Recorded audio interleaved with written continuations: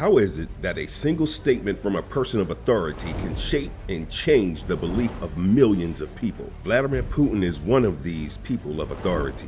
His actions and statements typically gets the attention of the entire world, and allegedly, he's back. And this time with an alleged statement that has stirred a lot of emotion in the black community. By now, most people have seen that Russia exposed centuries-old art reflecting Jesus to be black.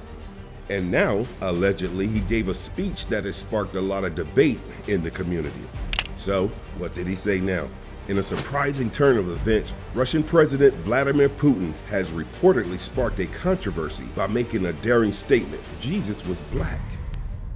Ladies and gentlemen, people of Russia, today we stand on the precipice of a monumental revelation. In an extraordinary discovery hidden beneath centuries of lore and legend, what we found within its ancient confines challenges the very fabric of our beliefs. Within this vault, we discovered figures of biblical proportions, characters that many have read about, debated, and revered.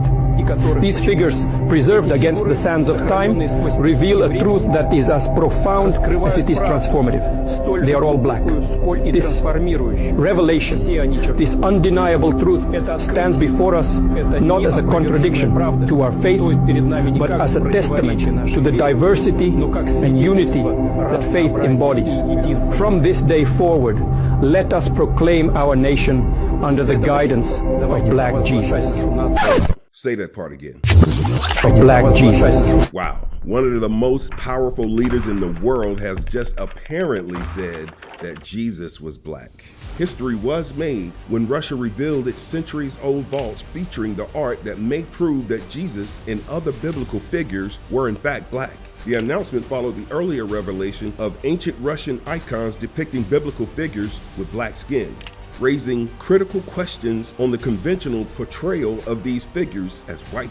However, since then, traditional narratives have also been challenged, pushing for a reevaluation of how religious figures are represented and how people of the black community have been treated. Many in the black community felt joy over this news. Others were like, told you. It's like finally someone in power is willing to tell the truth. A ray of hope has suddenly appeared, shining a light on the path toward equality. Now, why did this statement blow up across social media? Because this alleged statement raises questions about the existing global positions of race and religious his story. If Putin's claims gain widespread acceptance, the impact could be significant. Acknowledging Jesus and other biblical figures as black might undermine long-standing racial beliefs and offer a new perspective on spirituality and identity.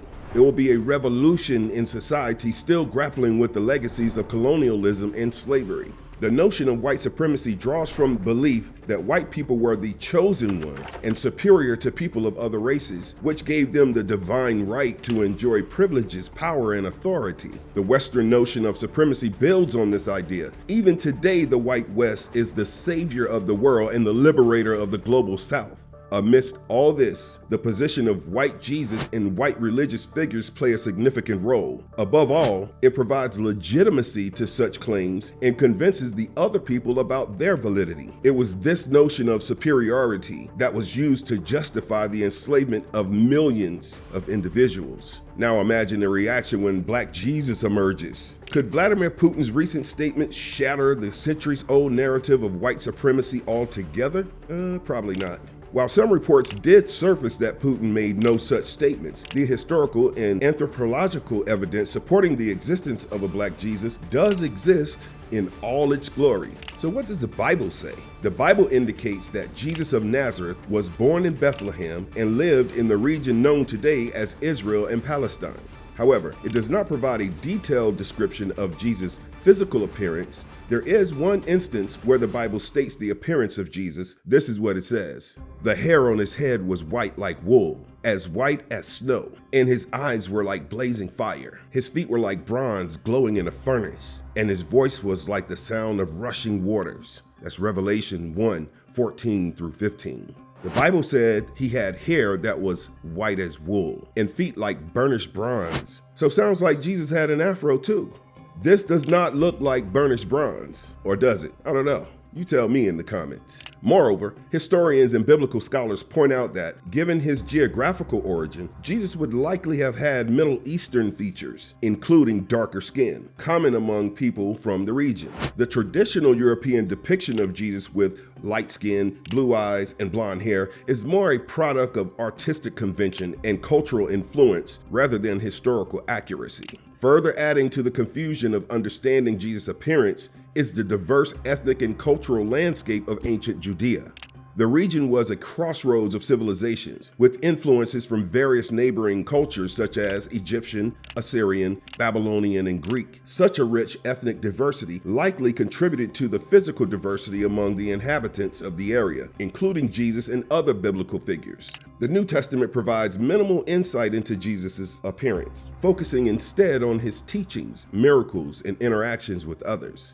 This emphasis on spiritual rather than physical attributes underscore the theological significance of Jesus' message, transcending racial and cultural boundaries. As scholars continue to explore the historical context of Jesus' life, they grapple with the challenge of separating fact from interpretation. While the absence of explicit descriptions in the biblical text allow for artistic and cultural representations, it also invites speculation and debate regarding Jesus' true likeness. Despite these uncertainties, the quest to uncover the historical Jesus remains a central pursuit in biblical scholarship, shedding light on the complexities of faith, identity, and cultural heritage. What do scholars and clergy say about Black Jesus? Let's hear it from the horse's mouth. Let's zoom in on the 20th century, where several scholars, activists, and authors argued that Jesus was Black. It's a part of a larger movement towards Afrocentrism, where historical narratives get a fresh look through the lens of Africa's rich contributions and heritage. Albert Cleage Jr. was a Black American clergyman and founder of the Black Christian nationalist movement in the 1960s, also known as Jaramogi Abebe Agimen. He maintained that Jesus was a Black revolutionary leader who opposed the oppressive Roman Empire for the Black Jews. He considered them the original Jewish people. Cleage wrote a book, The Black Messiah, in 1968, which advocated for the recognition of Black biblical figures, including Jesus. An Afrocentric historian, Dr. Ben cited Egyptian history and Christian iconography in Ethiopia and Egypt to assert that biblical figures, including Jesus, were Black. His works focused on uplifting African history and heritage and challenged the existing beliefs that disregarded African contributions to religion and civilization. There are a lot of scholars who argue the same. You know what would be interesting is if a white scholar said the same thing. Wait, there is one. John Dominic Crossan, one of the few white individuals in this debate.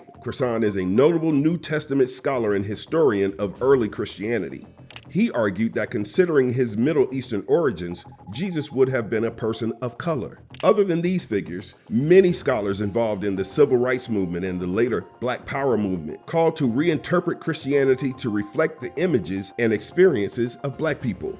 On a lighter note, can you imagine Jesus stepping on an airplane today? It's a fair chance that he might find himself subjected to additional security screening by TSA, reflecting the racial profiling prevalent in today's society. What secrets does early Christianity art reveal about Jesus? Consider the art of the Middle Ages and the Renaissance. During these periods, Western artists, influenced by the prevailing cultural norms, often portrayed Jesus as white, with features more reminiscent of European descent. This trend was perpetuated by renowned artists such as Leonardo da Vinci and Michelangelo, whose works played a significant role in shaping the visual representation of Jesus for generations. You've seen these famous paintings depicting Jesus with fair skin and often adored with a halo and draped in flowing robes. This art offers insights into the evolving portrayal of Jesus' image. During the formative years of Christianity, artistic conventions began to emerge, influenced by cultural norms and theological interpretations. While these depictions varied, they generally followed what everyone else was doing, rather than focusing on historical accuracy. So, In the holy halls of the Eastern Orthodox Church, icons and mosaics brought Jesus to life in a way that resonated with the people of the time.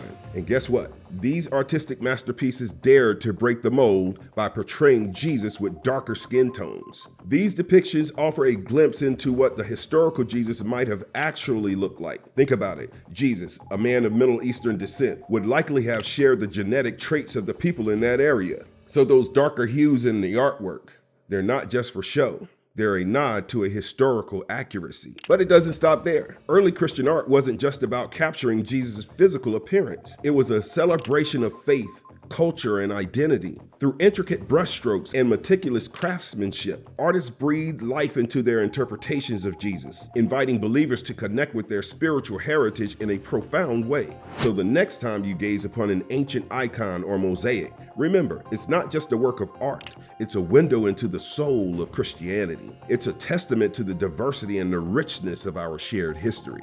So let's get back to Putin. What could be Putin's intentions behind the alleged speech? While official sources haven't confirmed the statement, a lot of discussion is going on about it. The interesting part is that the Kremlin has neither denied nor confirmed these statements. And that's the genius of it. Let it remain open to discussion. These statements have sparked controversy and garnered approval from certain groups. The cherry on the top is that it has endangered the Western supremacy by challenging the white supremacy narrative. Not only that, the justification for the death of thousands of black people and enslavement of millions is not shaky, if there can be any justification for these vile acts, but also many people have come forward to apologize to the black communities for the generational trauma they were put through. If you watched our video on how Russia opened its vaults to reveal black biblical figures, you'd be aware that this is not the first time Putin was connected with black biblical figures.